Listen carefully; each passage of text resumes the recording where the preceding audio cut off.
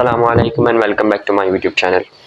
आज की वीडियो में ईरान का पाकिस्तान पे अटैक करना एक बहुत बड़ा टॉपिक है, बिकॉज़ ये टॉपिक बहुत अलार्मिंग सिचुएशन है मुस्लिम्स के लिए और मुसलमानों के लिए एक एक ऐसी लाइन है कि मुसलमानों अभी भी वक्त है, सुधर जाओ, संभल जाओ, अल्लाह से तौबा कर लो, बिकॉज़ वो वक्त बहुत करीब है कि हम जंग की तरफ हों और क़यामत बहुत करीब है।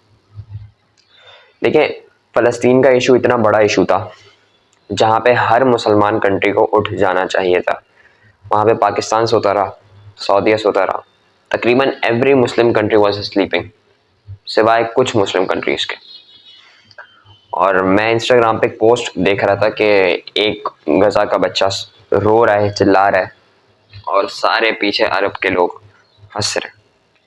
और ये पोस्ट देख के एक अजीब सा अंदर से फील हुआ कि यार हम इतने ज़्यादा सोए हुए, हम कुछ नहीं कर पा रहे, हम बेबस हुए हैं और अभी भी इसराइल जो है वो इन पे अटैक कर रहा है। दूसरी चीज़ ये कि ईरान का पाकिस्तान पे अटैक करना है, इनके रिलेशंस बहुत अच्छे थे और ये अटैक करने के बाद ये रिलेशंस बहुत ख़राब हुए। इसी के साथ साथ अब जो वहाँ पे पाकिस्तानियों के साथ हो रहा है ईरान में, वो भी बहुत गलत है। और ये मुसलमान आपस में लड़ रहे हैं, यानी कि हम ग़ज़वा हिंद की तरफ जा रहे हैं और ये बहुत ख़तरनाक सिचुएशन है कि कल को जो मुसलमान कंट्रीज जिनको इत्तेहाद और इत्तेफाक होना चाहिए था, वही अगर आपस में लड़ना शुरू हो जाएंगी तो फिर तो बहुत केओस हो जाएगा। तो ये हमारे लिए बहुत बड़ी अलार्म सिचुएशन है कि हम अल्लाह से तौबा करें। जब तक हम तौबा नहीं करेंगे ना, हम अल्लाह के मुखलिस बंदे नहीं बन पाएंगे। हम नमाजें नहीं पढ़ेंगे तो दिल साफ नहीं होंगे, और जब हम बिजनेस में, ट्रेड में सूद लेके आ जाएंगे या फिर ईमानदारी नहीं करेंगे तो फिर तो बहुत बहुत ज़्यादा नुकसान है हमारा। और ये सिचुएशन जिसमें मुसलमान आपस में लड़ना शुरू हो गए, ये बहुत ख़तरनाक सिचुएशन है किसी भी कंट्री के लिए। वहाँ पे पाकिस्तानी मज़दूरों को मारा गया ईरान में, यहाँ पे पाकिस्तान ने अपने लोगों को वहाँ से बुला लिया ईरान से। तो ये बहुत बड़ी अलार्मिंग सिचुएशन है क्योंकि अब ये जंग की तरफ जा रहा है। इंडिया पाकिस्तान की जंग अपनी जगह, वो अलग सिचुएशन है और इंडिया इस चीज़ का बहुत बड़ा फ़ायदा उठा सकता है। अगर वो ये देखे कि दो मुसलमान आपस में लड़ रहे हैं, वो इजीली पाकिस्तान पे अटैक कर सकता है। पाकिस्तान का पूरी गवर्नमेंट सोई पड़ी, अभी तो इलेक्शंस की वजह से तो और कुछ नहीं हो रहा। ना वो फ़लस्तीन के मामले पे इशू उठा रही है, ना वो अपने रिसोर्सेज को अच्छा कर रही है, ना अपनी फ़ौज को अच्छा कर रही है ताकि वो तैयार रहें किसी भी जंग के लिए। पाकिस्तान की फ़ौज दुनिया में नंबर 1 फ़ौज मानी जाती है, लेकिन अब ये नहीं कह सकते, अब नहीं पता कि क्या अभी भी हम नंबर 1 फ़ौज है पाकिस्तान की या नहीं है, क्योंकि हमारे कितने नौजवान जो सरहद पे हिफाजत कर रहे होते सरहद की, वो कितने नौजवान शहीद हुए और उन बेचारों का क्या कह सकते हैं कि वो रात को बॉर्डर पे जाके उन सरहद की हिफाजत करना, और वो सिचुएशन उनके लिए बहुत ख़तरनाक होती है।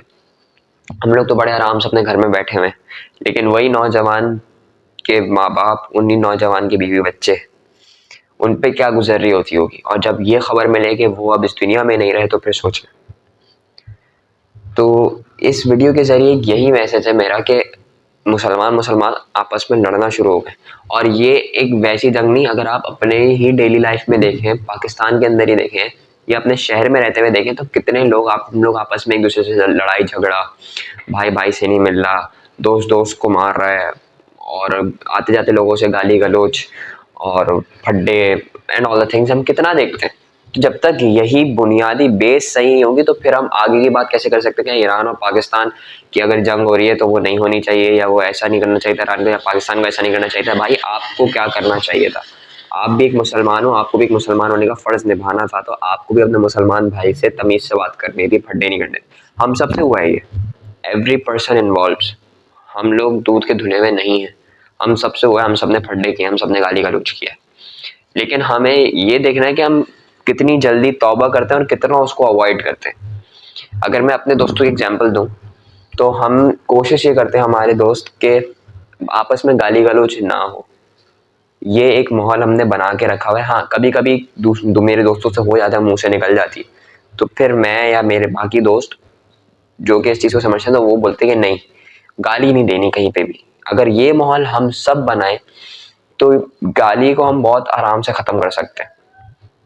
दूसरी चीज़ ये कि फड्डेबाजी अक्सर होती मजाक मजाक में तो चलो हो गया, लेकिन वही अगर मजाक मजाक में बहुत हाई इंटेंसिटी पे चला जाए तो वो खतरनाक है। मुसलमान आपस में लड़ रहे हैं, तो अपने फ्रेंड सर्कल में या अपने भाई बहनों के सर्कल में एक ऐसा माहौल बनाए कि मजाक मजाक में हो गई ऊंच नीच, मतलब वैसे ही एक दूसरे से मजाक कर लिया, लेकिन वो फड्डा इंटेंसिटी, वो लड़ाई इंटेंसिटी पे ना पहुंचे, क्योंकि मुसलमान को लड़ने का हुक्म नहीं है।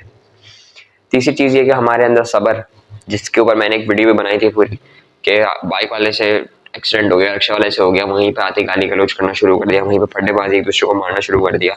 इस चीज़ को सही करें, यानी कि हम जब आपस में ही लड़ रहे हैं तो फिर हम कैसे सोच सकते हैं कि बड़ी कंट्रीज या बड़े मुसलमान कंट्रीज एक दूसरे से नहीं लड़ सकते। ठीक है, वो बहुत बड़ी जंग है, लेकिन जब तक हमारी बेस सही नहीं होगी तब तक हम इत्तेहाद कैसे करेंगे, ये सोचने वाली बात है। तो यही मेरा मैसेज है कि अल्लाह पाक से तौबा करें, अपने अंदर सब्र लाएं और अपने आप को जिहाद के लिए तैयार करें, क्योंकि आने वाला वक्त हमसे अब यही मांगेगा।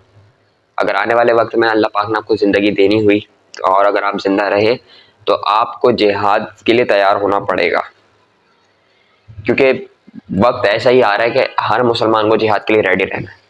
अगर अपनी हिफाजत करनी है, अगर अपने इस्लाम के लिए लड़ना है तो जिहाद के लिए रेडी रहना पड़ेगा। और उसके जिहाद के लिए रेडी रहने के लिए ईमान सबसे ज़्यादा मजबूत होना चाहिए, क्योंकि जो दज्जाल का दौर आएगा उसमें ईमान का मजबूत होना बहुत ज़रूरी है, वरना हर मुसलमान 2 मिनट के अंदर अंदर वो कन्वर्ट हो जाएगा, कि वो दौर ऐसा है। तो यही थी मेरी आज की वीडियो। उम्मीद है कि वीडियो पसंद आई होगी, और यही कहूँगा कि बस अल्लाह पाक से जुड़े रहें, अपना बहुत सारा ख्याल रखें। तब तक के लिए अल्लाह हाफिज़।